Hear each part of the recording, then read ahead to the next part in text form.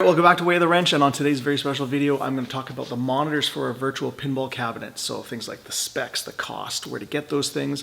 We're also going to set this up so it kind of looks like a virtual pinball cabinet, so we can kind of get the sizing and figure out some angles and stuff like that for our design. And then lastly, we're going to decase these monitors so that we know the final size of the displays so that we can make this work with our wooden cabinet. So let's get this project going.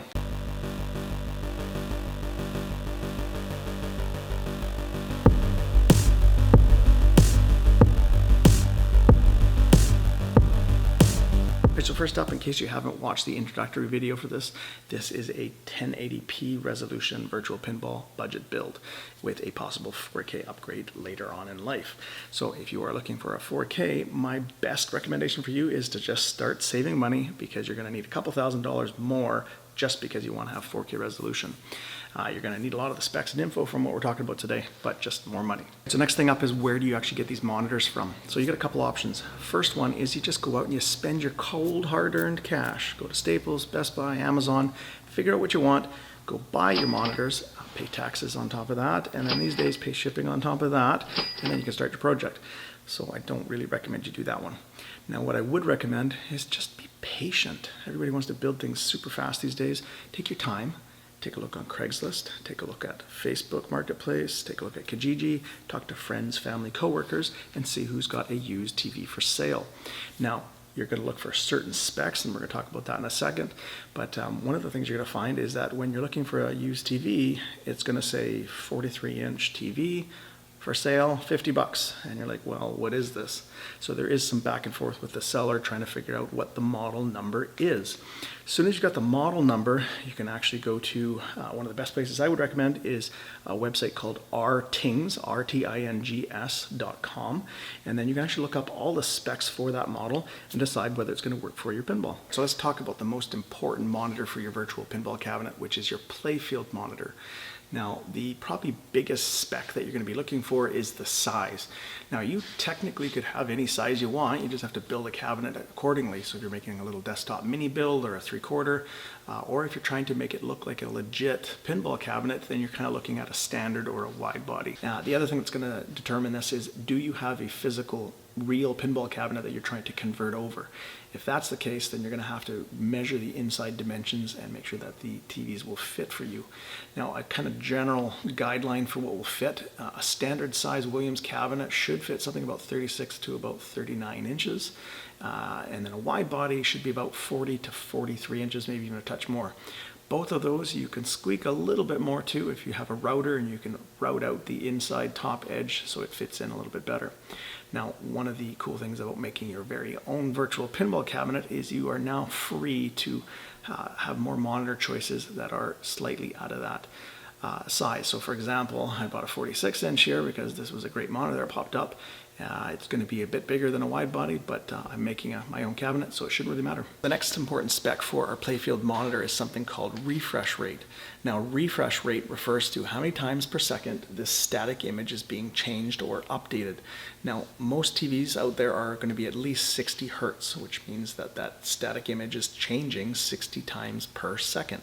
Now, this happens so quickly that our eyes and our brain can't register that, and it changes these static pictures into a motion picture, which is what we've been watching with movies and games for a long time now. Now, where the problem lies is when you are playing a fast-moving game, such as a pinball, you have a problem where if it moves too fast, even though it's updating 60 times per second, it starts to look laggy or stuttering. The image of the graphics is not blending as well as it should be. And to give you an idea, I measured this monitor from one end to the other, so that's 40 inches, and imagine hitting a pinball really hard and it gets from that end to here in 1 second. Now, I divided 40 inches by 60 frames per second, and that literally tells me it's about 0.6, about 5/8 of an inch. And so what that means is when we're playing the game, we might actually see a pinball image that is moving and leaving 5/8 gaps between the images. And because it happens quick, it just kind of looks like lag, or it looks like a stutter in the image. So for us, we're not wanting that. So I would highly recommend you get something about 120 hertz refresh rate or higher. If If you can get 144, that'd be even better. Now the monitor that I picked up is actually only 60 hertz. However, it has some software built in called Auto Motion Plus, which it says can do 240 hertz refresh rate. Now, whether I'm actually getting 240 hertz of refresh rate, probably not, but I can pretty much guarantee that I'm at least getting something similar to 120 hertz. So good buy, and I got it for really quite cheap. The next most important spec for your playfield monitor is going to be your response time, or your lag, and that's measured in milliseconds. Now what that's referring to is that when you are watching a movie, you are just watching it, but when you're playing a video game and you are actually interacting with the image, there is a certain amount of response time, and it starts all the way from when you push a button. So you push a button and that signal has to go to like an iPad controller inside of our virtual pinball cabinet, and then that goes to our computer. Computer does some processing and figures out, yes, there's a button been pressed, and then this is what's supposed to happen when a button is pressed, and that gets sent to our video card, and our video card processes that, and then it sends it to our monitor. Now, the time between you basically hitting the button and actually seeing something happen on the screen is your response time. Now, anything you can do to minimize that response time is going to make a better feeling pinball experience. Imagine how bad it would be if you're watching your flipper and you've got a ball here and you hit the button here, yet it doesn't register until the ball has actually come right off the end, and then it actually hits it. That would be a horrible experience. You would never want to play this thing. So the idea is trying to get a response time to a very minimum so that when you hit the button, it goes instantly and we get all those trick shots that we're trying to do in our pinball game. So I would recommend that you try to get as low as possible response time for your monitor, so you're not adding to that lag effect. Now, I would say probably something around 5 or 8 milliseconds or under would be ideal. And now, once again, the lower the number, the better. So this monitor actually has 2 milliseconds, which is quite minimal. It competes with most gaming monitors, so that's why I picked it up. The next important spec for our playfield monitor is something called viewing angle. Now, viewing angle refers to the angle at which you watch the TV, starting at 0 degrees, so dead in front of the monitor. If you start to go to the left or the right at an angle, at what point does the monitor not be able to be seen anymore? So you start to have loss of color and clarity and image completely at a certain angle. Now, if you think about it, most TVs, this isn't a big deal because you just put it on the wall and you're standing right in front of it. And even when you have multiple people, you have to have quite a wide room and tons of people trying to look at it from the side to be an issue. But for us, when we're playing pinball, we have this thing already automatically at almost like a 90-degree angle. So if we have a TV that we purchase that has a very poor or very narrow viewing angle, it's going to affect that drastically.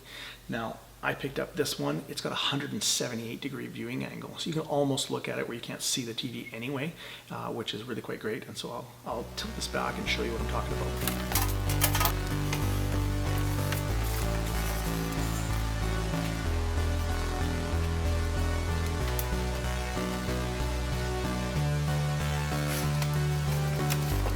Alright, so I've got this monitor now laid down, and it's roughly about the angle where it would be in a virtual pinball cabinet. And you can see the quality and the color is really quite nice. There is some weird flickering, but that is not how it is in person. It's just the frame rate at which I'm filming is meshing with the refresh rate of the TV.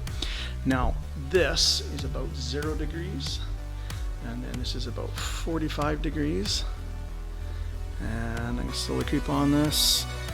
This is maybe where they're talking about 178. I mean, you can see that this is 180, and they're saying it's good to somewhere about here. And really, they're pretty true about that. It looks great at this angle.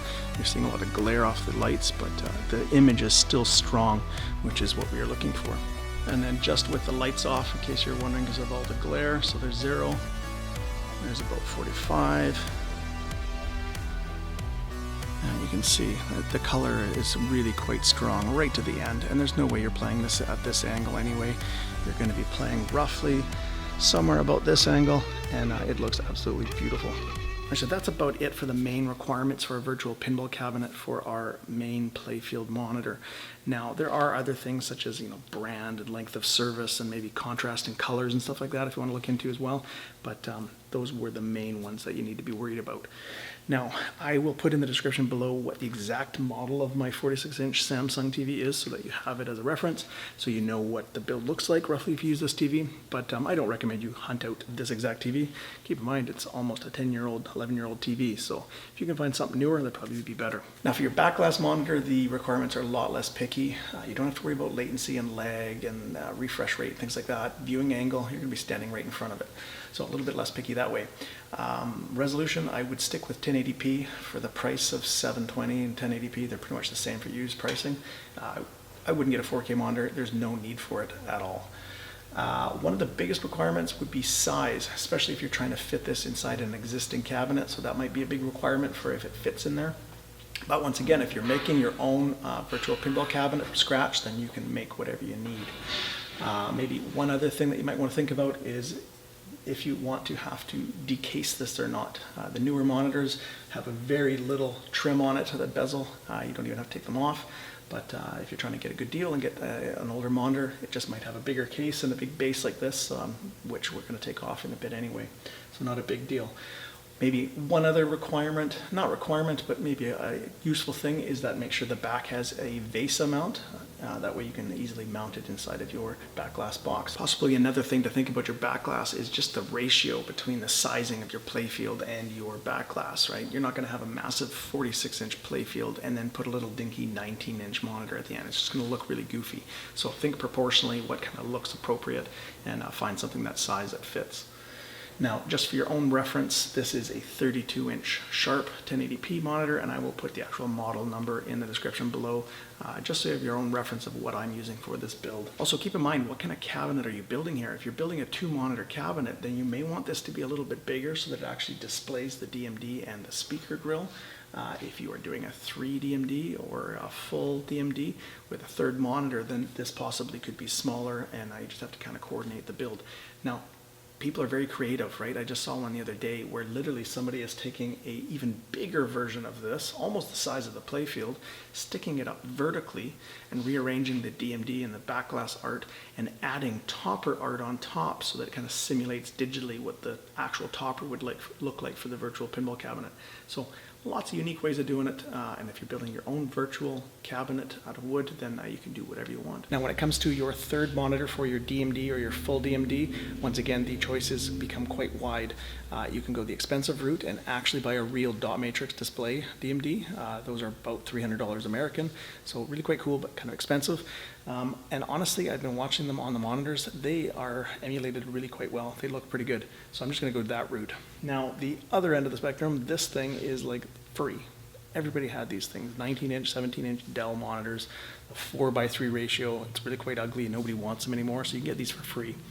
And then when you are doing your DMD, if you want the traditional 4:1 ratio, you're going to have your DMD up here. Or you could have the option of having this whole monitor visible and having videos in the background with your score somewhere else on top of it. Or you can literally make a bezel to cover this up, so you could have 2 little monitors, you know, one up here for your topper and one down here for your DMD. It's really just up to you. Now, another route you can get for these monitors is get an old laptop and disassemble it. Make sure that you have the driver board for it, and you can use those as well, which would be a good option because it'd be really nice and light and readily available for free. All right, we've yacked about these monitors long enough. Let's get this thing set up and simulate kind of what we would want to see for our virtual pinball cabinet. See if these are going to work for us before we start building a whole big cabinet around these specific monitors.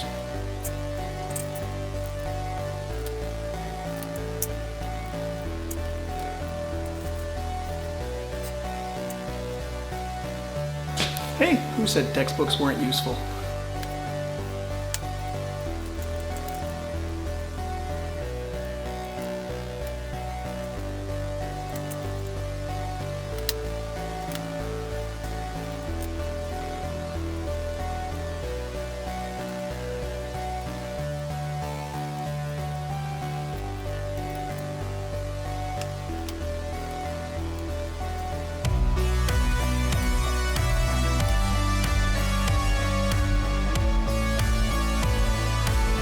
get to this point with your virtual pinball cabinet, it is quite an amazing feeling to see this starting to come together and tweaking all the angles and figuring out where stuff could be.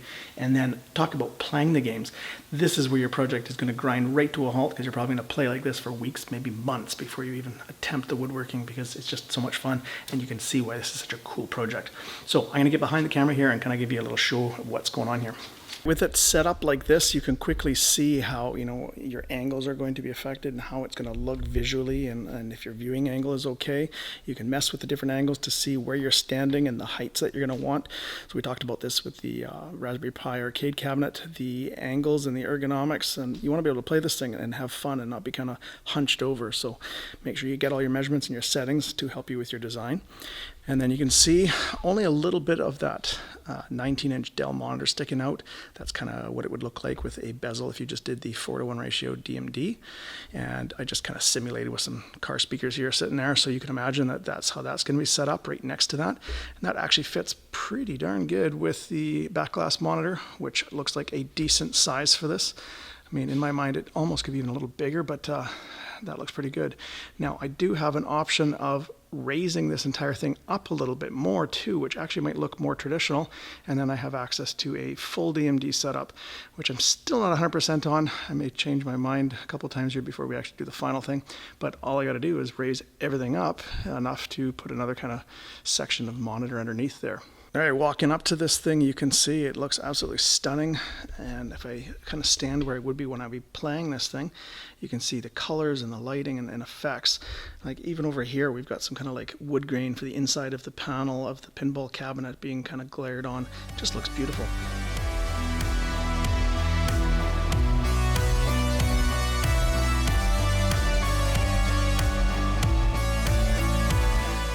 And here's what it looks like with a full DMD. Now, it does add a little bit of more flash and bling.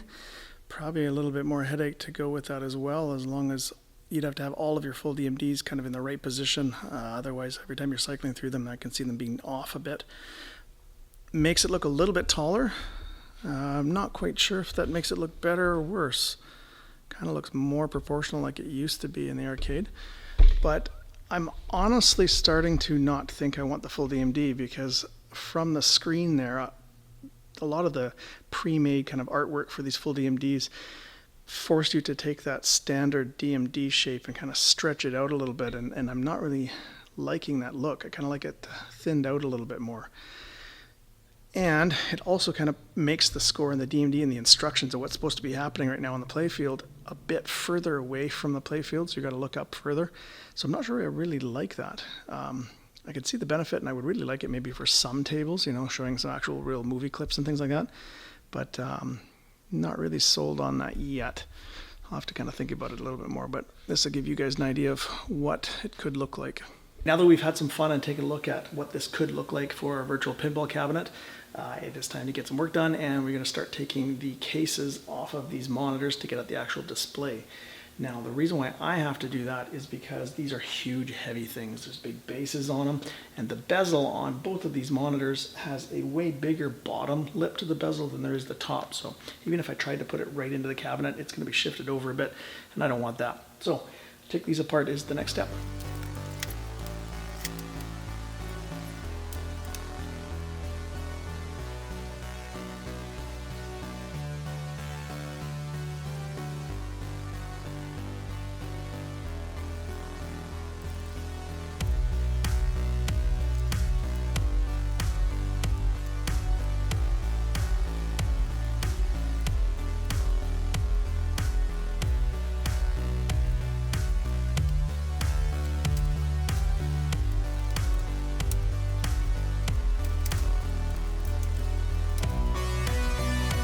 One missing screw.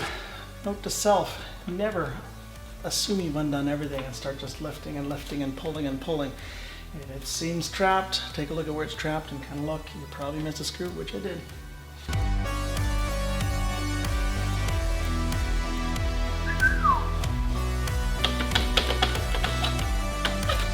just like in our Raspberry Pi arcade cabinet, we have some free speakers here that were totally fine and working, and they're actually really quite decent. However, I am going to upgrade these and amplify whatever I buy, so these are not going to be used for the build, but I will keep them. You never know, maybe they'd be good for a free bar top build in the future. So we'll take those out.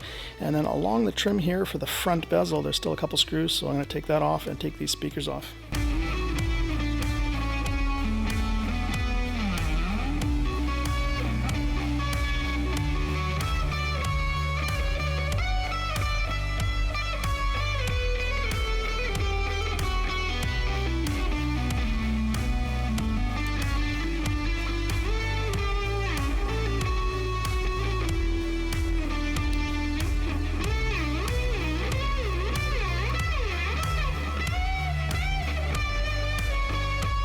With all those screws out from the perimeter, this thing's ready to come out. However, there's still a couple things, so don't be in a rush to do this.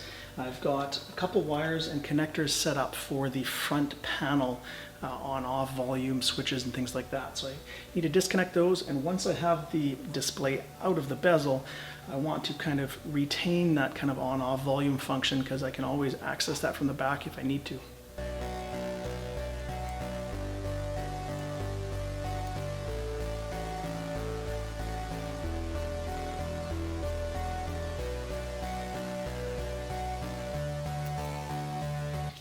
All right, this is the touch-sensitive button panel that's in here. Now, I have it disconnected, and there's little metal clips here to keep it in place.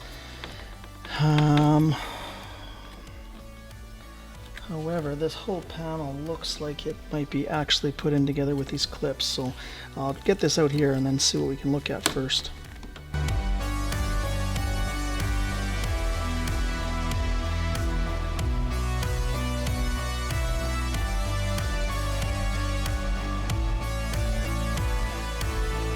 Alright, so this little circuit board with the touch buttons for controlling volume and stuff from externally from the case without the remote, it's glued in. So rather than me trying to damage it to get it out, I'm honestly thinking that we will probably just cut here on the plastic, and then if I need it, I can mount it to the inside of the back box inside the pinball cabinet, and I'll still be able to operate it. It just won't be a pretty cosmetic piece, which is what we're throwing away after this anyway. So I can always do this later. I may not even need this, so I'm just going to store this away out of the way, so if I need it I can cut this up later and install it inside. This is starting to look like a proper display for our pinball cabinet. However, there is one more other piece here, and it's only 4 screws here, and it's big, thick, beefed up sheet metal, and there's nothing attached to it at all. It's looking like just a strengthening up, beefing up piece here for the base of the TV. So I'm going to take this off here, and then we can measure this monitor up.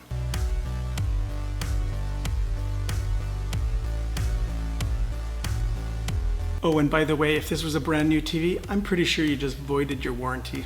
Now that we have the bezel and the base and about half the weight off of this display, let's measure it up so we have our dimensions for designing our actual wood cabinet. So 42 3/4 inches long. And 24 3/4 inches wide. And one other thing I just measured on that monitor is how thick it is, right? I need all the dimensions so I can design this and sketch up and make up a cabinet for us. So the thickness where the front of the screen is to the VESA mount is actually 2.5 inches thick. So now that I've actually measured this up, it's quite possible that these skinny down dimensions actually do fit a standard wide body Williams cabinet. So I'll have to look into that. But either way, I'm still making my own cabinet, so I can adjust it if I need it a little wider or longer. So now we got this one done. Let's take the other one apart so we can get some weight off of that one and get the dimensions of that display.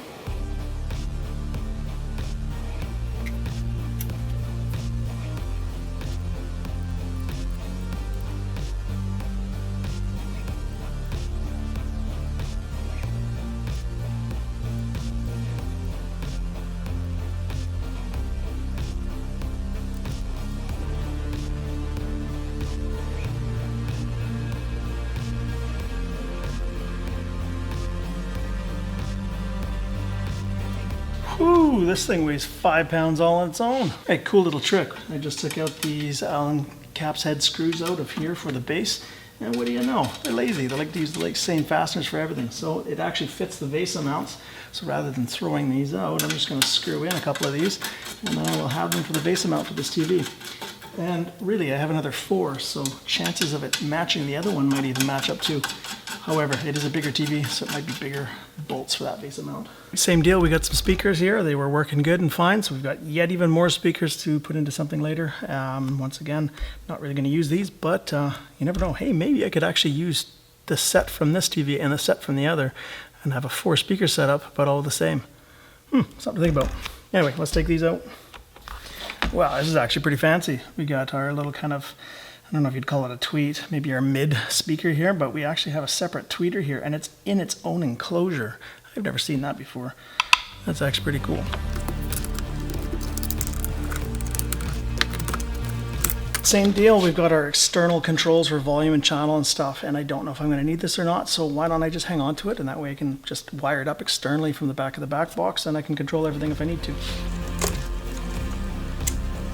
Right, same deal as last time. There are screws around the perimeter to hold the front bezel on, so let's take that off.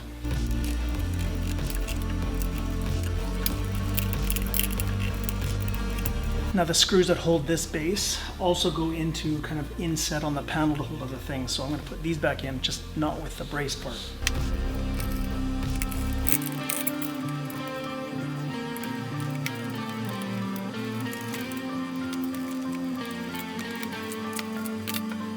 For our overall width, we are looking at bang on 30 inches. And you know what? There's even some tabs on the top we can knock off, so I'm going to go for the main base, not the little tabs sticking out.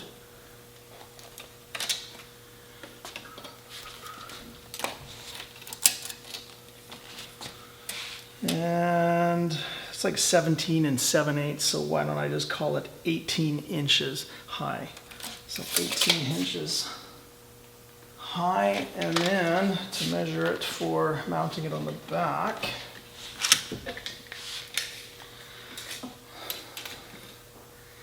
just by eyeball, it's looking like 3.5 inches for the VESA mount, so the depth. So this backglass monitor measures 18 inches from this outside of the actual display. However, that doesn't include these tabs that stick out, which would actually kind of make good mounting tabs, but they're so close to this, they're really going to be awkward to use. So I really need to get these off.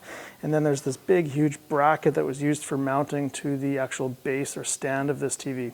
So we're going to get rid of this, and I could hammer these down or, you know, kind of grind them off while they're on the TV, but honestly, that's a bit sketchy. I might damage some stuff here, so instead, I'm not going to be lazy. I'm just going to undo these screws, take this little bracket off, knock these off, and then put them back on. And same thing with this, because I do need the VESA mount, but I just don't want this extra stuff. So let's go ahead and do that.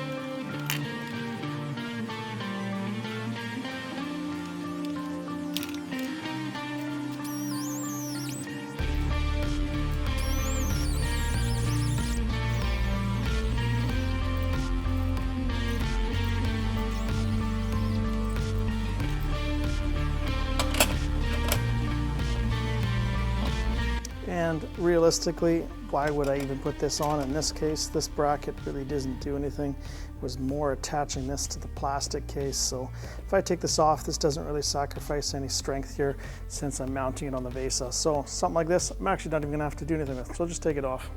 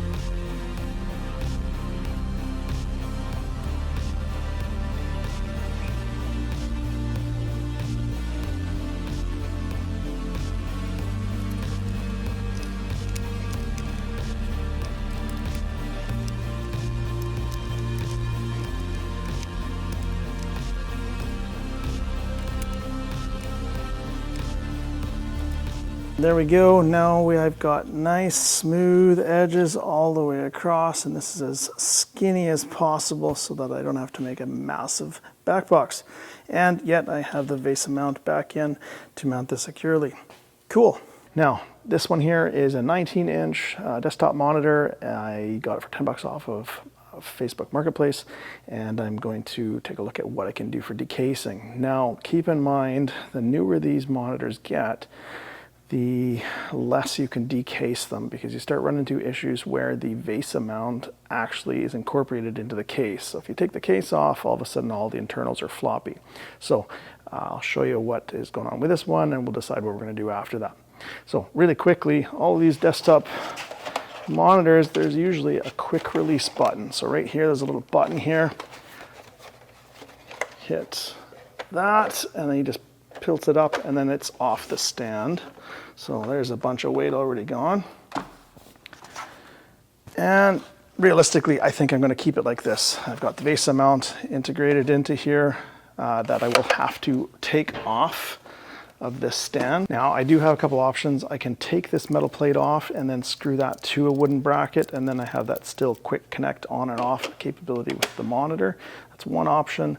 Or I could attempt putting in some longer screws in here through a wooden bracket and use that as the VESA mount. So I'm not sure which one I'll do yet. Now, if you do want to try to decase one of these monitors, these newer style ones, first off, look for any screws. There's obviously 4 here that's going to attach the back of this case to the display. However, when you don't see anything else, that's kind of giving you a hint that this front bezel is part of kind of like a clamshell piece that holds the display together. Now to get these off, you basically need a very wide flat screwdriver.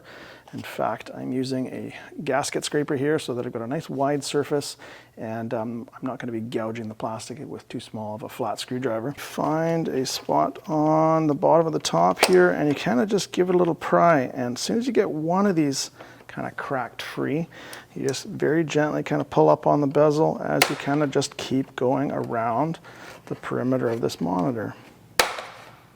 And just take your time. There's just little clips in here. If you go too hard, too fast, you probably just break something, and then you just got to work your way around the case. Now, if you look here, this is where all of your brightness and dims and power on off, and so there's going to be a button, maybe a little circuit board in here, so we have to make sure that we don't damage that.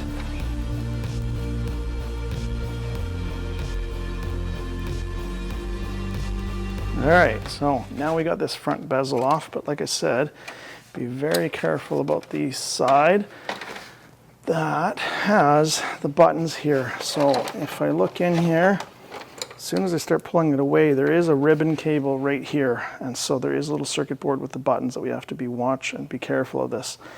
Now, looking at how we would get that out,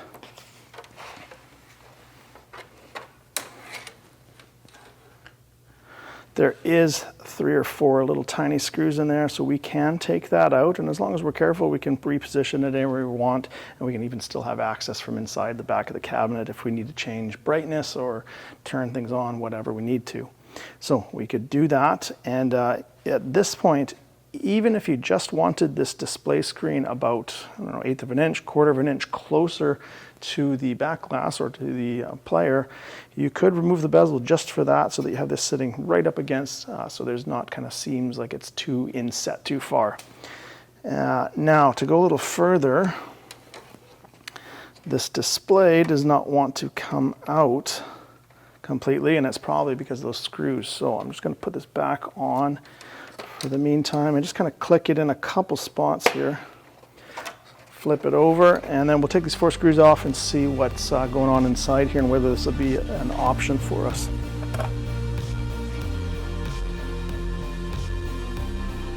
So if I just pop this off again. All right, now first glance you can see the bare display panel here, and then the circuitry and power and stuff like that is loosely on top. Now it's not screwed, it's actually just kind of hanging in here. In fact, all there is a piece of tape kind of roughly holding it in position. So if we take the black plastic case off, then we are technically losing our VESA mount capability, right? So it would amount to this, but this is not secured to the display, so that becomes a void. At that point, we could just tape this down to the back side of this because we can't really remove it and move it somewhere separate because it's only got some short ribbon cables on some of the components. So we could tape this down so it stays put, and then put some brackets around, maybe one on each corner to kind of hold it in position on our back glass. So that is another option. So really just figure out what you want for your cabinet and how skinny and how much weight you want to reduce. And just keep in mind, if you go too far, you can kind of damage this stuff. So me personally, I kind of like the ability to be able to just mount it on the back with a VESA mount. I can't really move anything anywhere else. I think I'm actually going to just put on, a little bit of plastic here. That way it'll hold it in place, and then I'll be able to use the VESA mount. So I think that's what I'm going to do. Just take the bezel off so that it's a little bit closer.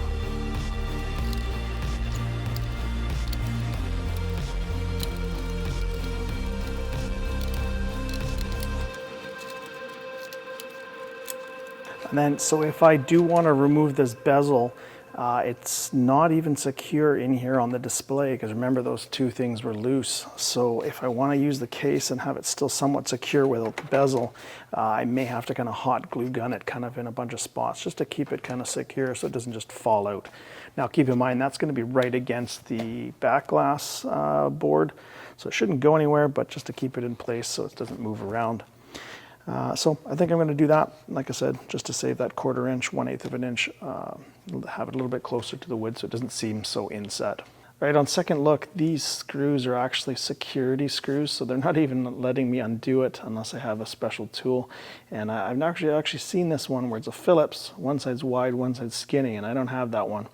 Now, it doesn't really going to deter me. All I got to do is cut this here and cut this here, and this little piece can be routed wherever you need to. Probably just put it around the back and tape it in place. So that's how we are going to do this dot matrix display. All right, that's a wrap on another video from Way the Wrench. And on this video, we figured out our monitors, what it looks like as an actual virtual pinball cabinet, and we have disassembled the cases and got our actual dimensions of the displays themselves, so we can figure out and design our actual wood virtual pinball cabinet. How cool is that? If you have any questions or concerns about what we did today, why don't you put them down in the comment section below, and I will get back to you as soon as possible. And until next time, take it easy.